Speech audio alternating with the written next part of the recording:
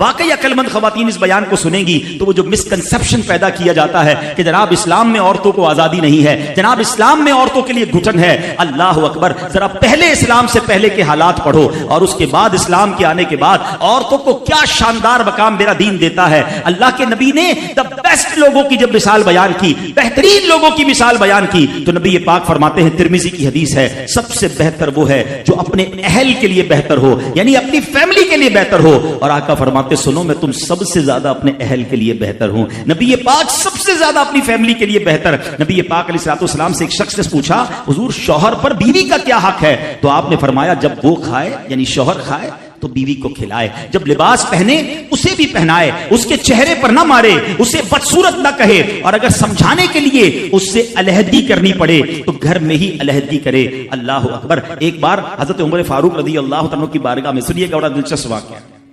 سیدنا عمر فاروق کا کتنا بڑا نام ہے، آپ کے جلال کی، آپ کی عدالت کی مثالیں دی جاتی ہیں، بڑے بڑے لوگ آپ کے سامنے تھر تھر کانپتے تھے۔ آپ کا گھر میں انداز کیا تھا کہ ایک شخص آیا کہ میں حضرت عمر کے پاس جاؤں اور بتاؤں میری بیوی جو ہے مجھ سے اس طرح بات کرتی ہے، اور میرا وہ انداز نہیں ہوتا جو شوہر کے سامنے ہونا چاہیے، ہوتا ہے گھروں میں ہو جاتا ہے۔ تو حضرت عمر کے دروازے پر پہنچا نا تو اندر سے اسے سیدنا عمر فاروق رضی اللہ تعالیٰ عنہ کی زوجہ ام کلثوم رضی اللہ تعالیٰ عنہ کی ناراضگی کی عالم میں گفتگو کرتے ہوئے سنا، وہ حضرت عمر سے بات کر رہی تھی۔ تو وہ شوہر سوچنے لگا کہ میں تو اپنی بیوی کی شکایت لے کر آیا تھا، حضرت کے تو گھر کا بھی معاملہ ہی ایسا ہی ہے۔ تو وہ کہتے میں واپس ہونے لگا۔ حضرت عمر نے بلا لیا، کیوں آئے تھے؟ تو کہا کہ میں تو حضرت اپنی بیوی کی شکایت کرنے آیا تھا، مگر میں آپ کے دروازے پر آیا، آپ کا بھی معاملہ ہی ایسا ہی ہے، تو میں سمجھ گیا ہم دونوں ایک ہی معاملے میں ہی ہیں۔ اب حضرت عمر نے جو ان کی تربیت فرمائی نا، آپ نے فرمایا میری بیوی کے مجھ پر چند رائٹس ہیں، چند حقوق ہیں، مجھے اس سے چند فائدے حاصل ہوتے ہیں جس کی بنا پر میں اس سے درگزر کرتا ہوں۔ پہلا یہ کہ یہ میرے لیے جہنم کی آڑ ہے، میرا دل اس کی وجہ سے حرام کاموں سے بچا رہتا ہے۔ نمبر دو، جب میں گھر سے نکل جاتا ہوں یہ میری خزانچی بن جاتی ہے، یعنی میرے مال کی نگہبان بن جاتی ہے، میری دھوبن بن جاتی ہے، میرے کپڑے دھوتی ہے، میرے بچے کی پرورش کرتی ہے، میرے لیے روٹیاں اور کھانے پکاتی ہے۔ تو وہ شخص کہتا ہے یہ سارے فائدے تو مجھے بھی اپنی بیوی سے حاصل ہیں، تو میں تو کبھی درگزر سے کام نہیں لیتا، وہ مجھے کہتی میں اسے لڑنا شروع کر دیتا ہوں۔ کہتا آج آپ کی بات سے نصیحت مل گئی، اب میں اپنی بیوی کی چھوٹی موٹی باتوں کو میں بھی درگزر کر دوں گا۔ کتنی پیاری بات بتائی، ہم وہ ساری باتیں بھول جاتے ہیں، ایک غلطی پر پکڑ لیتے ہیں، ایک غلطی پر ڈانٹتے ہیں، ہر غلطی پر جناب ایسا نہیں ہوتا، ہر غلطی کی سزا سزائے موت نہیں ہوتی ہے، ہم غلطیاں نہیں کرتے۔ اگر جس طرح ہم اپنی بیوی کو اور غلطی پر ڈانٹتے وہ ڈانٹنا شروع کرتے پھر کیا حال ہوگا؟ تو ایسا نہ کرے، وہ بھی دل رکھتی ہے، ہم نے کسی انسان سے شادی کی ہے، کمپیوٹر سے نہیں کی، ٹھیک ہے نا؟ تو کمپیوٹر بھی آج کل وائرس آ جاتا ہے، تو وہ تو انسان ہے، غلطی ہو گئی کوئی بات نہیں۔ تو سبحان اللہ، اتنا پیارا مذہب ہے۔ درود پاک پڑھنے کے بے شمار فضائل و برکات ہیں۔ کعبے کے بدر الدجا، طیبہ کے شمس الضحیٰ صلی اللہ تعالی علیہ وسلم کا فرمان عالی شان ہے کہ جو کوئی شخص مجھ پر ایک بار درود پاک پڑھے اللہ کریم اس پر اپنی 10 رحمتیں نازل فرماتا ہے۔ جو کوئی شخص 10 بار درود پاک پڑھے اللہ کریم 100 رحمتیں نازل فرماتا ہے۔ فرمایا جو 100 بار پڑھے اللہ 1000 رحمتیں نازل فرماتا ہے۔ میرے آقا علیہ السلام فرماتے ہیں جو 1000 بار درود پاک پڑھنے والا ہوگا، حدیث کا خلاصہ ہے وہ مرے گا نہیں جب تک جنت میں اپنا مقام نہ دیکھ لے، یعنی مرنے سے پہلے اسے جنت میں اپنا گھر بھی دکھا دیا جائے گا۔ تو کیا ہی اچھا ہو کہ ہم چلتے پھرتے اٹھتے بیٹھتے کوئی ٹائم اپنی پوری ڈیلی روٹین کا ایسا سیٹ کریں کہ میں نے اس وقت درود پاک پڑھنا۔ اب دیکھیں نا سوشل میڈیا پر بعض اوقات گھنٹوں ہمارے ریلز دیکھتے ہوئے چیزیں دیکھتے ہوئے گزر جاتے ہیں، بلکہ بعض اوقات ان میں گناہ ہوتا ہے، ثواب تو دور کی بات، یا تو فضول ہوتے ہیں یا گناہ ہو رہا ہوتا ہے۔ تو کیوں نہ ان عادتوں کو کچھ کم کریں، اس سے جان چھڑائیں اور ذکر و درود کی طرف آ جائیں۔ اللہ مجھے بھی اور آپ کو بھی اپنا اور اپنے حبیب علیہ الصلوۃ والسلام کا کثرت سے ذکر کرنے کی توفیق عطا فرمائے۔ محبت کے ساتھ با آواز بلند درود پاک پڑھ لیں، صلو علی الحبیب۔ آج میں نے ایک بڑی کمال کی ایک سنت آپ کے سامنے پیش کرنی ہے، اور نارملی دیکھا یہ گیا ہے کہ اس سنت سے بہت سارے لوگ اب دور ہو گئے ہیں، حالانکہ یہ اتنی پیاری سنت ہے، بغیر محنت بغیر کوشش کے نیکیوں کا انبار لگ جاتا ہے، اتنی نیکیاں اور آپ اتنے بڑے بڑے انعامات کے حقدار بن جاتے ہیں۔ وہ سنت کون سی ہے میں انشاءاللہ بیان کرتا ہوں، مگر امام محمد بن محمد غزالی علیہ رحمت اللہ الوالی نے ایک بڑا پیارا واقعہ اپنی کتاب مکاشفۃ القلوب میں لکھا۔ مکاشفۃ القلوب بڑی پیاری کتاب ہے۔ واقعہ کیا تھا کہ ایک شخص نے ایک غلام خریدا، آج کے دور میں تو کسی کو گھر میں ملازم رکھنا ہو تو وہ نوکری پہ جاب پہ رکھتا ہے نا، پہلے ایسا نہیں ہوتا تھا، پتہ پہلے غلام خریدے جاتے تھے، انہوں نے غلام خریدا. اچھا جب غلام خریدا تو غلام کہتا ہے حضور میری 3 شرطیں ہیں. اچھا بات بڑی عجیب تھی، غلاموں کی شرطیں نہیں ہوتی ہیں. آپ نے کہا اچھا تم بھی شرطیں لگاؤ گے، بتاؤ کیا شرطیں ہیں؟ تو کہتا حضور پہلی شرط تو یہ ہے کہ آپ مجھے فرض نماز کے وقت منع نہیں کریں گے، نماز پڑھنے دیں گے. اچھا وہ آقا بھی دیندار تھا، نماز نیک آدمی تھا، کہتا ٹھیک ہے مسلمان ہوں، نماز سے کیوں روکوں گا، اوکے. کہتا دوسری شرط یہ ہے کہ دن میں جو چاہے کام لے لیں، رات مجھے آپ چھوڑ دیں گے. کہا ٹھیک ہے مجھے کام دن میں لینا، میں بھی رات آرام کرتا ہوں، تم بھی رات آرام کرنا. کہتا تیسری شرط یہ ہے کہ آپ مجھے اپنے گھر میں کوئی بھی ایک الگ سے کمرہ دے دیں گے تاکہ میں سیپریٹ رہوں. تو کہا ٹھیک ہے، میں نے بھی یہ سوچا تھا گھر میں بہت سارے کمرے ہیں، غلام کا کمرہ ہوتا ہے تو میں کمرہ دے دوں گا. شرطیں کوئی مشکل تھی نہیں، آقا نے ایکسپٹ کر لیا. غلام گھر پر آیا، بڑا محنتی غلام تھا، دن میں کام کرتا، رات اپنے کمرے میں چلا جاتا. ایک دن آقا چلتے چلتے اس کے کمرے کے پاس سے جب گزرا تو دیکھا عجیب منظر ہے. کمرے کی چھت کھلی ہوئی ہے، آسمان سے نور برس رہا ہے، غلام سجدے میں ہے، اللہ کی عبادت کر رہا ہے اور اللہ کو رو رو کر یہ عرض کر رہا ہے کہ میرے مولا میں غلام ہوں، دن میں میری ڈیوٹیز ہیں، اگر یہ کام نہ ہوتا تو میں دن بھی تیری عبادت کرتا، رات بھی تیری عبادت کرتا. آقا بڑا حیران ہوا کہ یہ میرا غلام کیا چیز ہے، ایسی عبادت، ایسا نور اور ایسی گفتگو. اگلی رات ہوئی تو اپنی بیوی کو لیا کہ چلو میں تمہیں ایک منظر دکھاتا ہوں. اپنی زوجہ کو لے کر غلام کے کمرے کے پاس گیا، پھر وہی منظر، چھت کھلی ہوئی ہے، آسمان سے نور برس رہا ہے، غلام سجدے میں وہ ہے اور اللہ سے باتیں ہیں، بڑی کیفیت. جب یہ منظر دیکھا تو وہ میاں بیوی بھی آنسو بہانے لگے، وہ بھی رونے لگے کہ یہ کیسا غلام ہے. صبح ہوئی تو غلام کو آقا نے بلایا اور کہا کہ ہمیں پتہ چل گیا ہے تمہاری رات کی عبادت ہم نے دیکھ لی ہے. تم اللہ سے یہی کہہ رہے تھے نا کہ یا اللہ میں مجبور ہوں، اگر دن میں بھی فارغ ہوتا تو تیری عبادت کرتا، رات میں تو تیری عبادت کرتا ہوں. تو ہم میاں بیوی نے فیصلہ کیا ہے کہ آج کے بعد تم آزاد ہو، جاؤ دن میں بھی عبادت کرو، رات میں بھی اللہ کی عبادت کرو. اچھا ہماری جگہ کوئی ہوتا تو بڑا خوش ہو جاتا کہ چلو یار انعام مل گیا. غلام کو آزاد ہونا بڑی نعمت تھی، مگر وہ غلام دراصل وہ آقا بننے کے قابل تھا، وہی آقا تھا، وہ بڑا کمال کا بندہ تھا. وہ پتہ کیا کہتا ہے، جب آقا نے کہا نا مجھے پتہ چل گیا تم رات کیا کرتے ہو اور اس وجہ سے میں تمہیں آزاد کرتا ہوں، تو وہ غلام اللہ کی بارگاہ میں کہتا ہے یا صاحب السر ان السر قد ظہر، اے راز رکھنے والے مولا، اے صاحب راز، راز تو کھل گیا. ولا اريد حیاتی بعد مشتہرا، اے اللہ میں اب راز کھلنے کے بعد زندہ نہیں رہنا چاہتا. اور یہ کہا اور اس کی روح نکل گئی، اس زمین پہ باڈی آتی ہے اور وہ انتقال کر جاتا ہے. اے میرے پیارے اسلامی بھائی، اب غور کیجئے، اس واقعے سے بہت سارے لیسن ملیں گے. جو میں نے کہا تھا نا کہ نبی پاک کی ایک سنت بیان کرنی ہے، وہ سنت کون سی ہے؟ وہ سنت ہے ذکر الہی. میرے آقا خوب اللہ کا ذکر کرتے تھے. کتنا ذکر کرتے تھے آپ کو میں اندازہ کرواتا ہوں، آپ کو اندازہ ہو جائے گا. نبی پاک سونے سے پہلے اللہ کا ذکر، جاگنے کے بعد اللہ کا ذکر، کھانے سے پہلے اللہ کا ذکر، کھانے کے بعد اللہ کا ذکر، پیارے آقا گھر سے نکلتے ہوئے اللہ کا ذکر، گھر میں داخل ہوتے ہوئے اللہ کا ذکر، قدم قدم پر اللہ کا ذکر. کیسے؟ یہ سب چیزوں کی دعائیں ہیں نا، کھانے سے پہلے کی دعا، کھانے کے بعد کی دعا، پانی پینے سے پہلے کی دعا، پانی پینے کے بعد کی دعا، آئینہ دیکھنے کی دعا، سرما لگانے کی دعا. اس کا مطلب کیا ہے؟ دعا کیا ہے؟ ذکر الہی ہے نا، اللہ سے باتیں کرنا ہے نا. نبی پاک قدم قدم پر اللہ کو یاد کرتے. سورج گہن کی دعا، چاند گہن کی دعا، بارش برس رہی ہے پھر دعا، بادل گرج رہے ہیں پھر دعا، قدم قدم پر دعائیں. کتنا اللہ کا ذکر کرتے تھے. اور آج بتاؤ پورا پورا دن گزر جاتا ہے، ہم کتنا اللہ کا ذکر کرتے ہیں. یہ غلام کتنا اللہ کا ذکر کرتا تھا کہ رات بھر اللہ کی عبادت ہے. اور تمنا کیا ہے؟ مولا دن بھی مل جاتا تو دن بھی تیری عبادت کرتا، دن بھی تجھے یاد کرتا، دن بھی تیرا ذکر کرتا.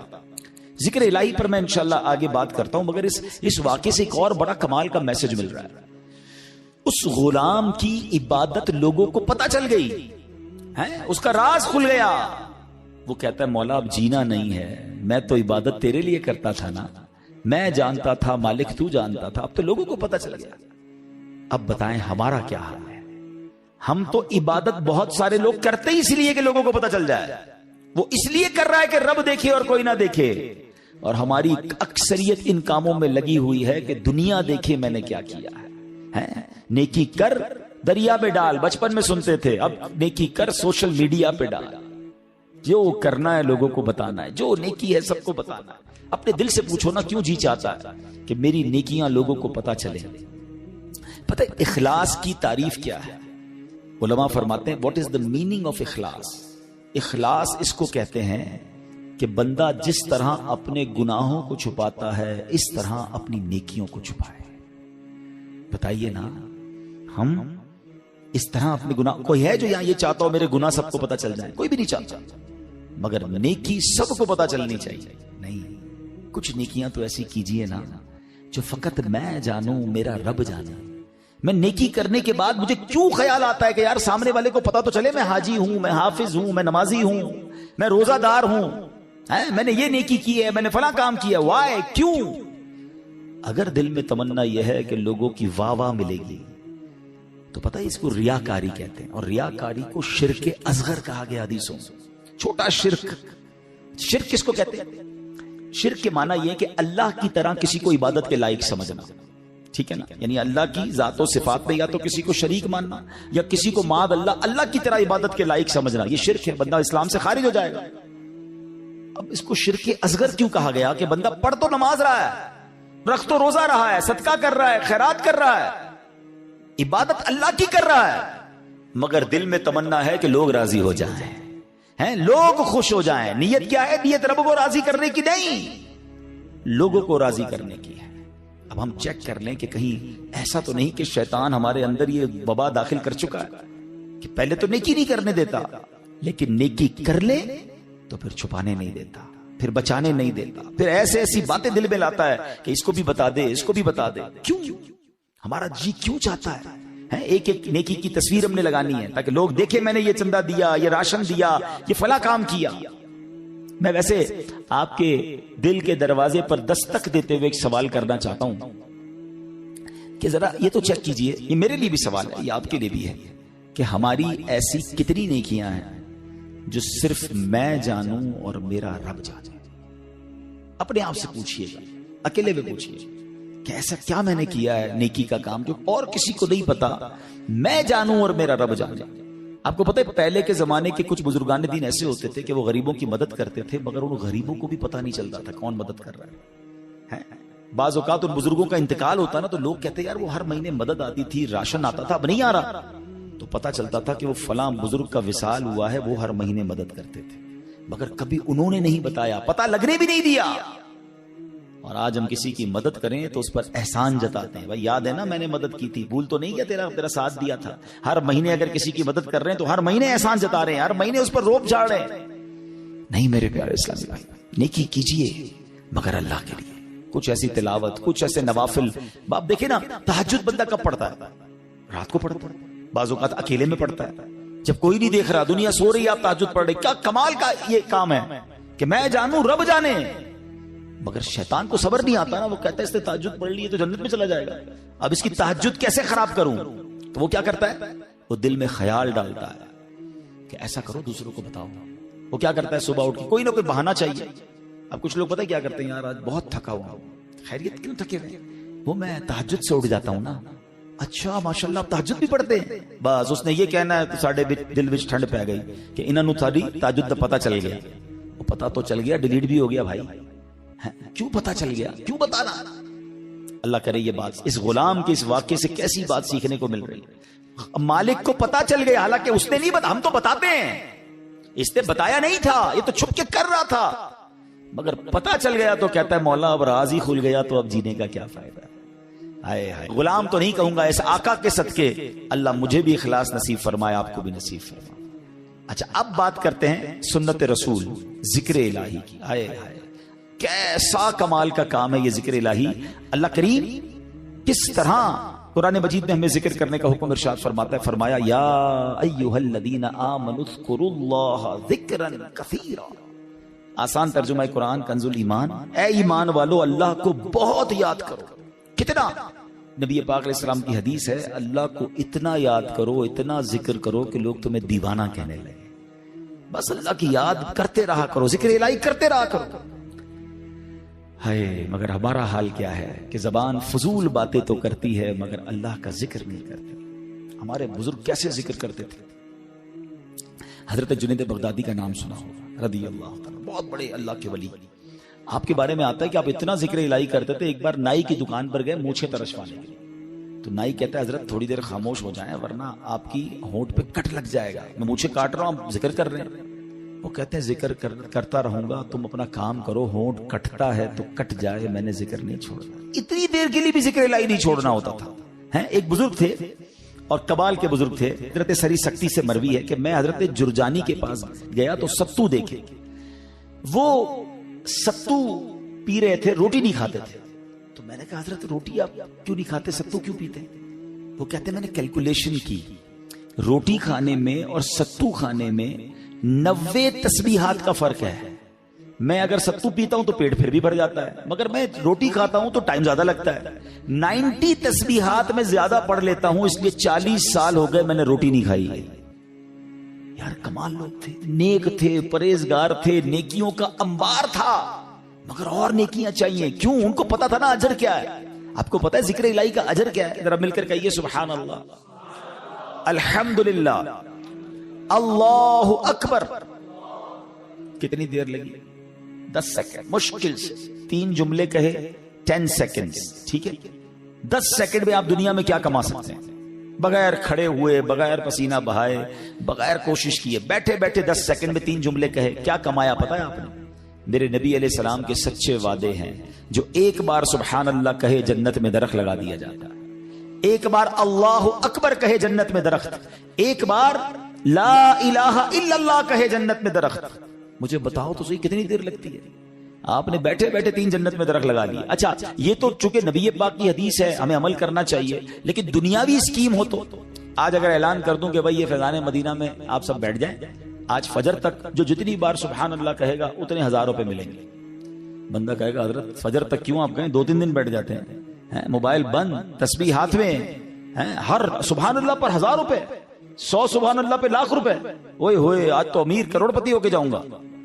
مجھے سچ بتاؤ سبحان اللہ کہنے پر 1000 روپے زیادہ قیمتی ہیں، یا میرے آقا فرما رہے ہیں کہ اس کے لیے جنت میں درخت لگ جاتا ہے. تو پھر کیوں نہ ہم جنت میں درخت لگانے کا سامان کریں، ہم کیوں نہ اللہ کو راضی کرنے کا اور اپنے لیے آخرت کا سامان کریں. اور ذکر والے کتنے اللہ کو پسند ہیں. ایک بڑی کمال کی حدیث حضرت سہل بن معاذ رضی اللہ تعالیٰ عنہ اپنے والد صاحب سے روایت کرتے ہیں کہ ایک مرتبہ محفل نور سجی ہوئی تھی، رسول اکرم صلی اللہ علیہ وسلم کے ساتھ صحابہ کرام بھی تھے. ایک صحابی نے حضور سے عرض کی کہ حضور یہ بتائیے کہ جہاد میں سب سے عظمت والا زیادہ کون ہے؟ جہاد کرنے والے تو بہت سارے ہیں نا، بہت سارے صحابہ لڑتے تھے اللہ کی راہ میں، تو حضور ان میں سب سے زیادہ عظمت والا کون ہے؟ تو پیارے آقا نے فرمایا اکثرہم للہ ذکرن، یعنی جو اللہ پاک کا کثرت سے ذکر کرتا ہے وہ زیادہ عظمت والا ہے. اب بات سمجھ رہے، یعنی سب جہاد کرنے والے کمال کے ہیں، مگر ان میں جو ٹاپ پہ ہے جو سب سے زیادہ ذکر کرتا ہے. اب صحابی کہتے ہیں حضور روزہ داروں میں سب سے زیادہ عظمت والا کون؟ روزہ دار تو لاکھوں کروڑوں مسلمان روزہ رکھتے ہیں. آقا فرماتے ہیں ان میں سب سے زیادہ اللہ کا ذکر کرنے والا سب سے عظمت والا ہے. سہل بن معاذ فرماتے ہیں وہ صحابی اسی طرح سوال کرتے رہے کہ حضور نمازیوں میں سب سے زیادہ افضل کون ہے؟ یا رسول اللہ زکات دینے والوں میں سب سے زیادہ عظمت والا کون ہے؟ ایک ایک عبادت کا سوال کرتے رہے. آقا سب کے جواب میں یہ فرماتے رہے اکثرہم للہ ذکرن، یعنی جو اللہ پاک کا ذکر کثرت سے کرتا ہے وہ اس کیٹیگری میں ان لوگوں میں سب سے زیادہ افضل اور عظمت والا ہے. اب حضرت ابوبکر صدیق رضی اللہ تعالیٰ عنہ بھی حاضر تھے، حضرت عمر فاروق بھی موجود تھے. ابوبکر صدیق رضی اللہ تعالیٰ عنہ جو مسلمانوں کے پہلے خلیفہ ہیں، وہ حضرت عمر سے کہتے ہیں اے عمر یوں تو ذکر الہی کرنے والے ساری بھلائیاں لے گئے. تو نبی پاک نے جب یہ سنا تو کہا ہاں اے ابو بکر بات ایسی ہی ہے، جو ذکر اللہ کی کثرت کرتا ہے وہ ساری بھلائیاں ہی سمیٹ لیتا ہے. یعنی ٹاپ آف دا لیول اگر کچھ لوگ ہیں تو وہ کون ہیں؟ وہ ذکر الہی کرنے والے ہیں. اے میرے پیارے اسلامی بھائیوں، اب ہمیں یہ غور کرنا ہے کہ ہم کتنا ذکر کرتے ہیں، ہماری زبان پر کتنا ذکر ہوتا ہے. حضرت معاذ بن جبل رضی اللہ تعالیٰ عنہ کہتے ہیں میری نبی پاک علیہ الصلوۃ والسلام سے ان کی ظاہری حیات میں جو آخری ملاقات ہوئی نا، تو میں نے نبی پاک سے کہا حضور مجھے کوئی نصیحت فرما دیجیے. تو پیارے آقا علیہ الصلوۃ والسلام سے کہتے ہیں حضور کون سا عمل اللہ کی بارگاہ میں سب سے بہتر اور سب سے زیادہ قرب حاصل کرنے والا؟ تو پیارے آقا علیہ السلام نے فرمایا اے معاذ تمہیں موت اس حال میں آئے کہ تمہاری زبان ذکر اللہ سے تر ہو. سب سے افضل عمل، ٹھیک ہے نا. اب مفتی احمد یار خان نعیمی اس کے تحت فرماتے ہیں کہ اس کا مطلب یہ ہے کہ بندہ پورا دن کچھ نہ کچھ اللہ کا ذکر مختلف انداز سے کرتا رہے. موت کے آنے کا تو پتہ نہیں نا, ملک الموت تو کبھی بھی آ سکتے ہیں. تو وہ جب بھی میری روح قبض کرنے آئے, میں اللہ کی یاد میں ہوں.